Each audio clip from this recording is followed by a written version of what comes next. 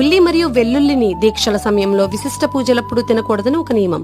అయితే దీని వెనుక ఉన్న అసలు కథ ఏంటంటే, సముద్ర మదనం తర్వాత వచ్చిన అమృతం కోసం రాక్షసులు మరియు దేవతలు అమృతాన్ని తాగడానికి వాళ్ల వంతు ఎప్పుడు వస్తుందా అని ఆసక్తిగా ఎదురు చూస్తున్న సమయంలో విష్ణుమూర్తి మోహిని రూపాన్ని ధరించి అమృతాన్ని దేవతలకు మాత్రమే పంచసాగాడు.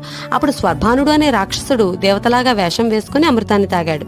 సూర్యచంద్రులు దీన్ని గమనించి ఈ విషయాన్ని మోహినికి చెప్పారు. వెంటనే మోహిని రూపంలో ఉన్న విష్ణుమూర్తి విష్ణువుగా మారి తమ సుదర్శన చక్రంతో స్వర్భానుడి తలను నరికేస్తాడు. అయితే స్వర్భానుడు అమృతం తాగడం వల్ల అతనికి చావు లేదు కాబట్టి అతని తల రాహుగా, శరీరం కేతుగా మారాయి.